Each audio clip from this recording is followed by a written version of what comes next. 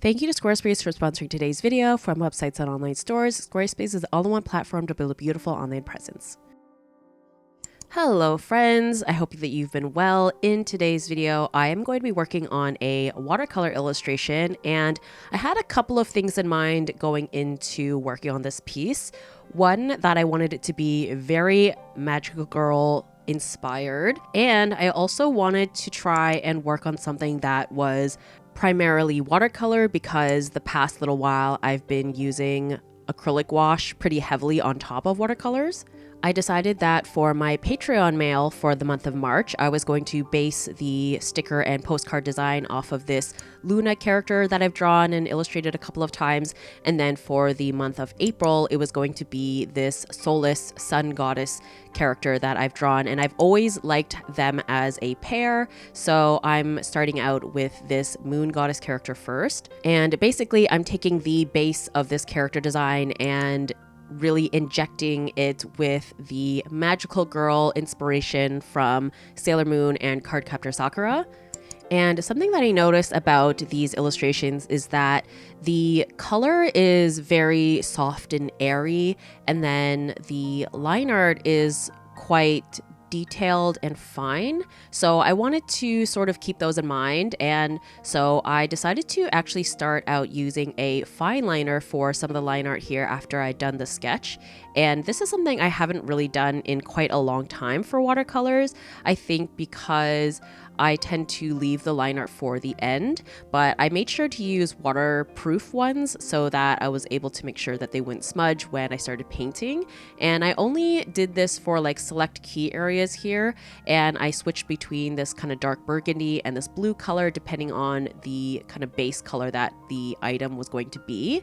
And the thing about using cold pressed watercolor paper is that there was a little bit of skipping that would happen because the pen would just sort of glide over some of the kind of texture of the paper. But overall, I didn't have too many issues, and thankfully there was no bleeding or feathering from the marker on the paper. And using a fine liner for these really detailed kind of areas was so much easier than having to use a paintbrush. So that's something that I'm really trying to alleviate because it puts a lot of strain on my hand when I'm doing line art for little tiny details like that, because I hold my paintbrush with such like an iron grip for those kinds of parts.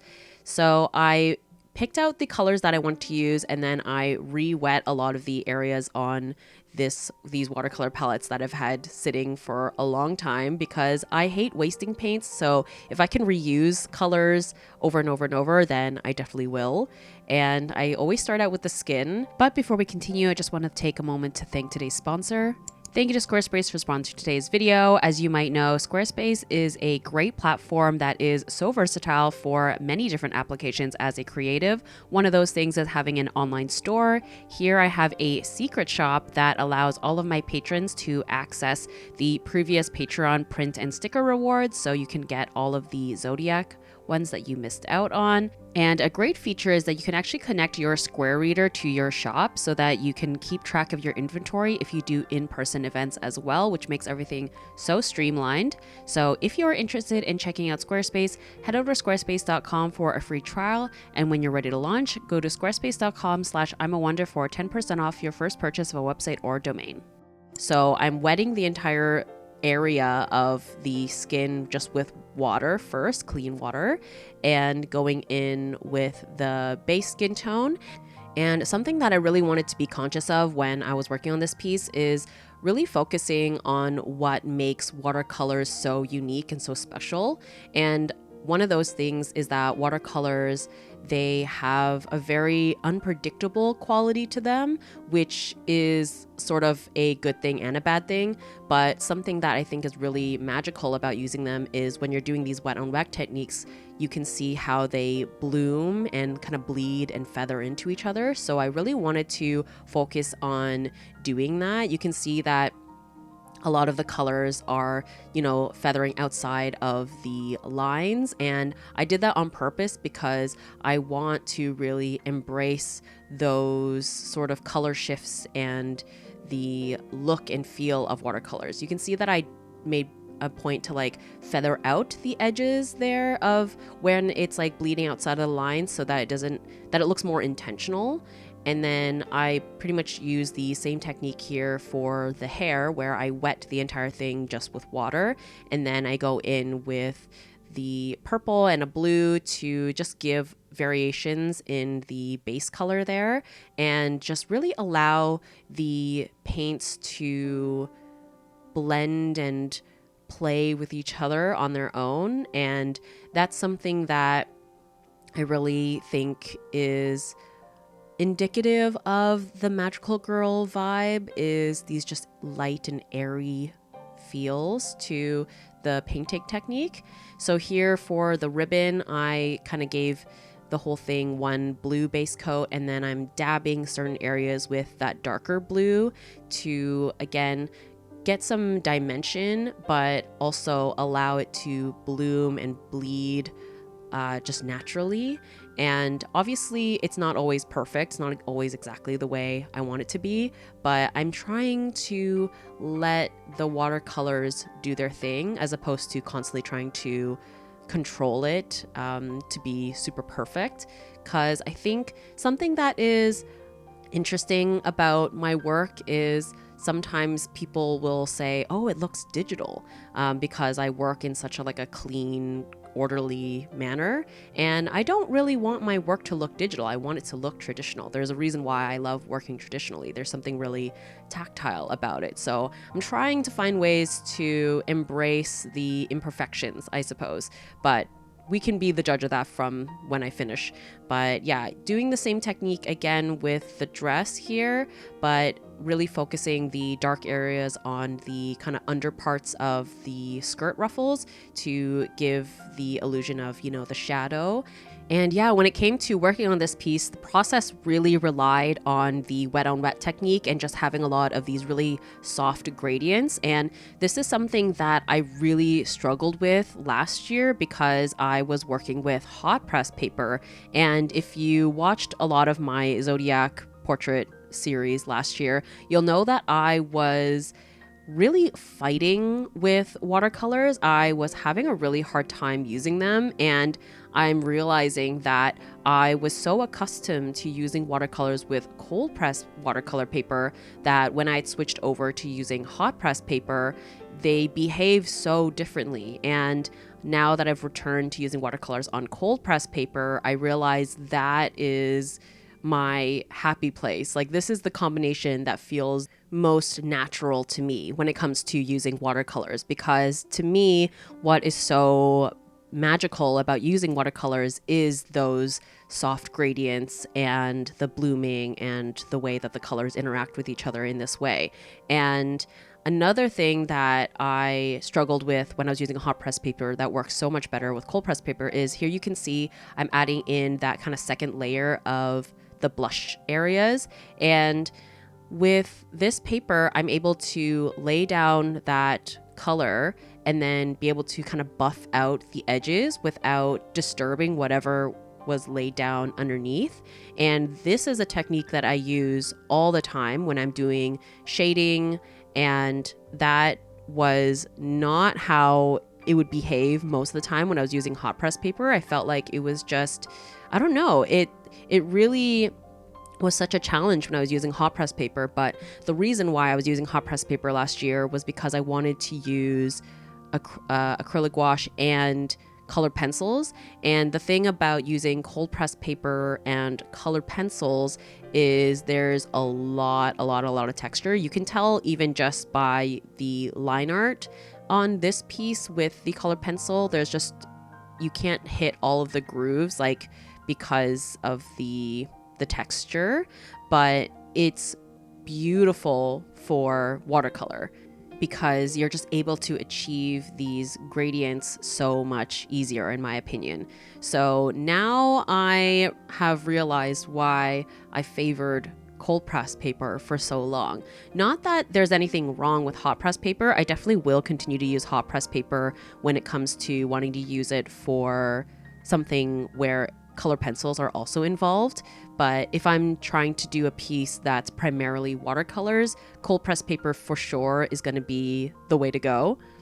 This is just my own personal preference when it comes to the process that I like to use. Of course, there's going to be variances in how every artist works and the way that they like to use their mediums. But to me, this is like the perfect example of why I really stress the importance of experimenting yourself, because you'll never really know unless you put it to practice. I think that obviously watching my videos and other artists and trying to implement their techniques into your own work is really beneficial because it gives you a sense of direction, but it doesn't always equate to the exact technique someone else is doing going to work for you, because every artist works in a unique way. We're all trying to achieve something slightly different. And so that's why I really implore you to, do those experiments yourself, because you might discover something new, or you're going to discover why a certain combination of mediums doesn't work for you. So much of being an artist is problem solving, essentially, and figuring out what techniques and what combinations of mediums is going to make the most sense for your process. And so, yeah, it feels really good to be able to come back to watercolors in a much more positive way. I don't feel like I was fighting with it anymore with this piece, which was such a great feeling.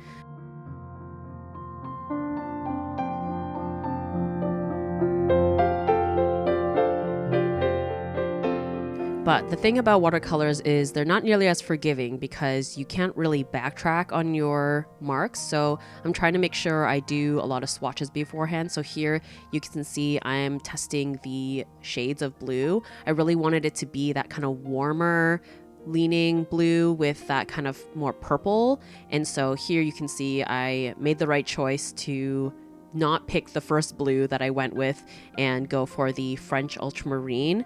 And I absolutely adore this color. It is so beautiful. This is my preferred kind of shade of blue, I think, because it goes so well with purples and pinks, which is a color palette that I use in my work quite a lot.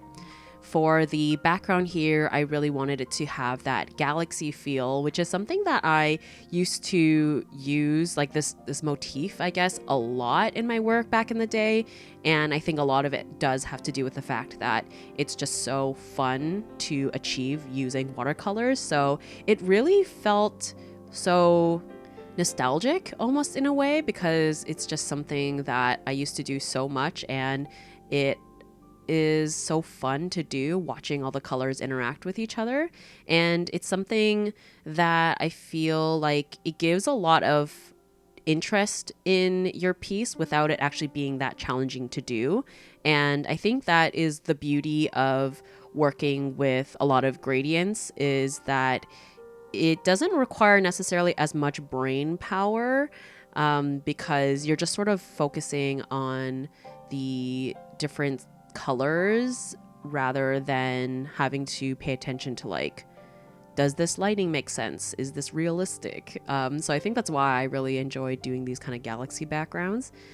And I think that was what was so beautiful about employing a lot of gradients in general for this piece, because it allowed me to provide shading to create dimension for the character, but in a much more vague way.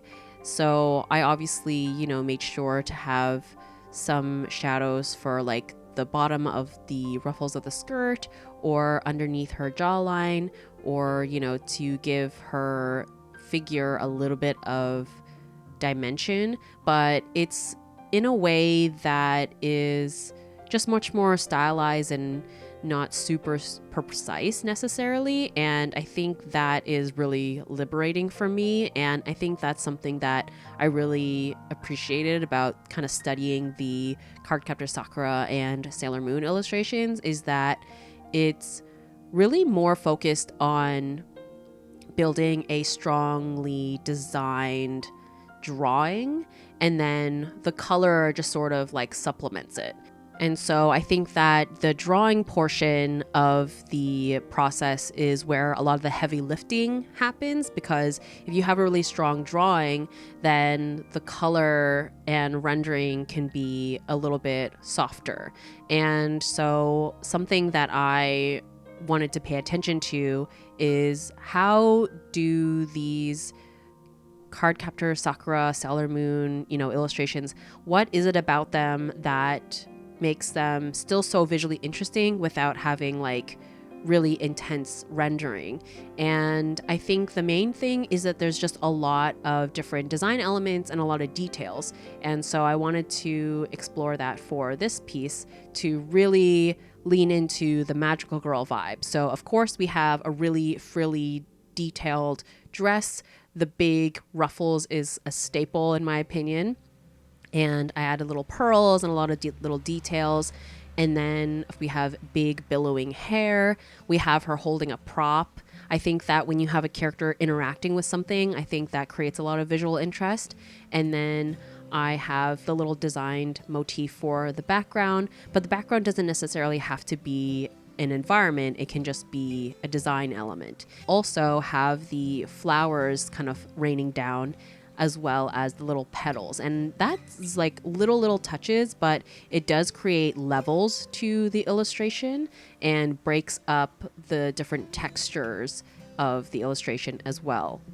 We have the, soft organic pieces of the flowers, and we're breaking up the shapes by having whole flowers, but also flower petals. But then we also have more structured pieces like the magical girl staff, which is, more graphic. It's also a shiny, kind of hard material.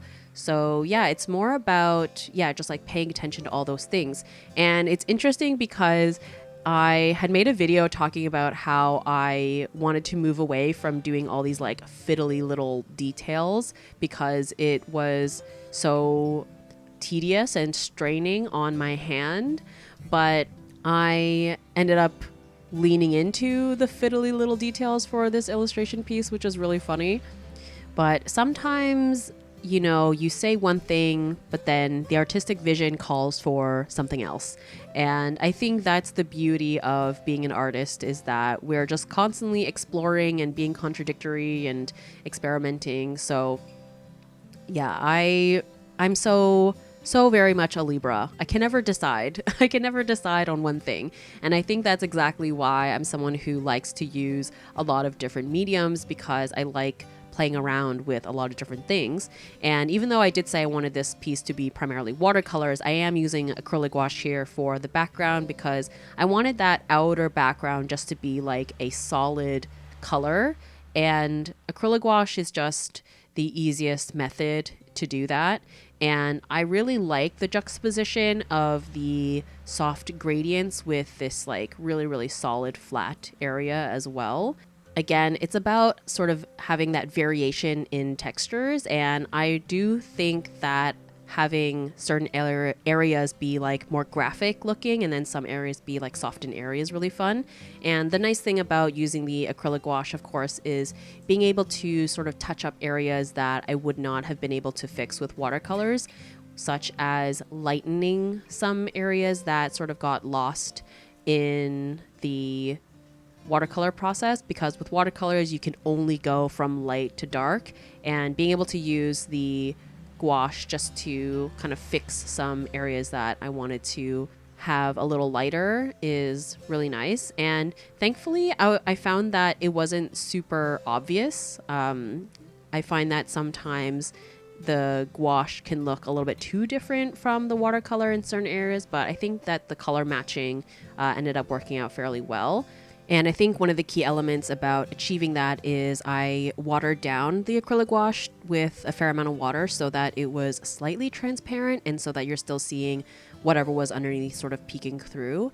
But you can see that around the face and like the shoulder, there's that skin tone just sort of still blooming around her. And I think it really just creates that sense of glow.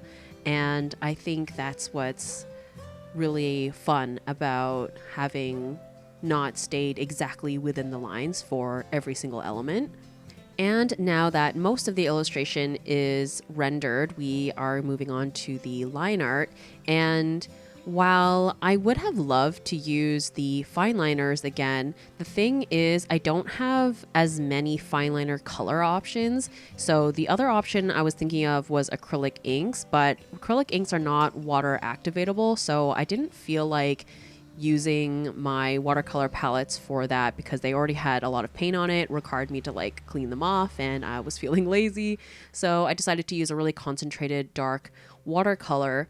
And I will say using a more fluid medium for line art like watercolors or acrylic inks is definitely a lot easier to do. I think that my issue with doing line art with a paintbrush was mostly when I was using acrylic gouache, because acrylic gouache is a little bit of a thicker medium, and so it was just a little bit more challenging to be this precise with a medium that's a little bit heavier.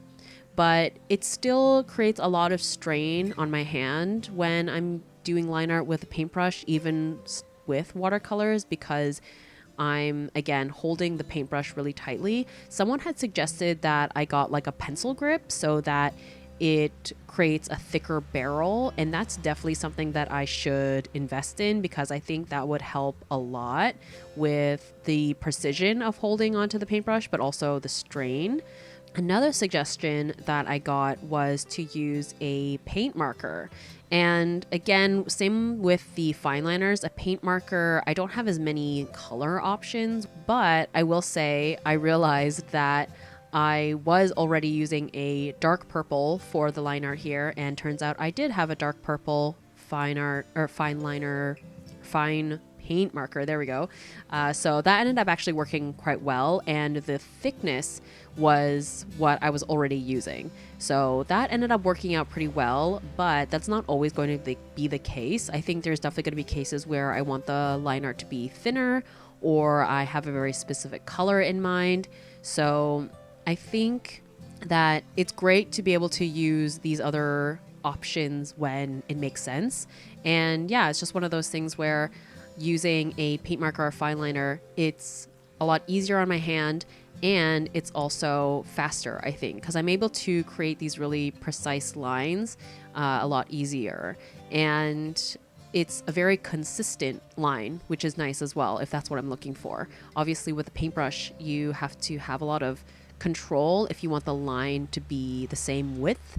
Obviously, using a paintbrush will give you varying line weights if that's what you're looking for. So it's all about just, using the right thing to achieve what you want.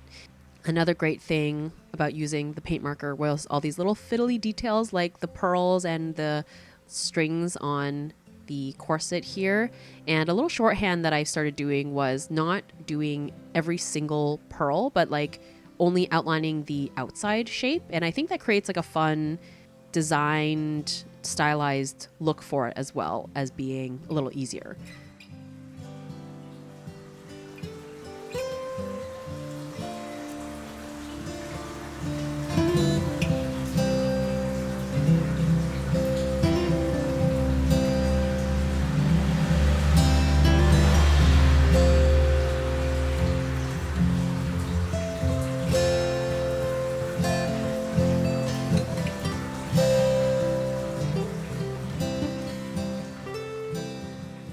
And then when it came time to do the metallic pieces, I originally was torn between silver versus gold when I was doing the mock-up for the color scheme. And I had done gold in the past, but I felt like since this color palette is so cool tone forward, and I'm going to be doing an accompanying character with a sun motif, I felt like it made more sense to keep the moon with the silver cool tone and then have the sun have gold so that there's contrast.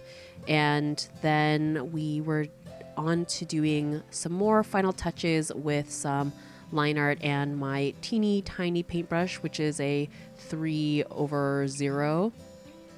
I think that using a tiny paintbrush for some line art and details is inevitable, and that's fine. But I do think that finding the fine liner and paint marker solutions are really good to just help alleviate using this teeny tiny paintbrush for every single line art element. And then I also went in with some more white, well, not quite white, like the really light blue acrylic gouache to brighten up some areas again. And then I wanted to have some highlights on her hair, but I realized that a lot of the hair was still too light for that highlight to actually show up. So I basically ended up painting around the highlights to make them pop a lot more. And I think I really enjoy doing this type of shape for hair highlights. Definitely a result of, I think, my anime and manga influence. I really like treating hair sort of in these like sweeping shapes more than really looking at them as individual strands. And then, yeah, from here on out, basically, I just continue to finesse and add details to the rest of the illustration using paint markers as well as my fine 3/0 paintbrush to do more line art.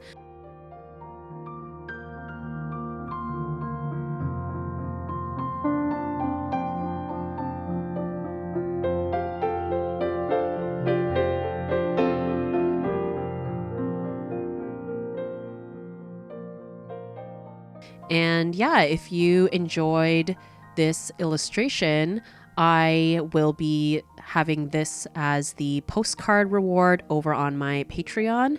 And when you sign up for my Patreon page, you also will get access to a discount code to my regular shop.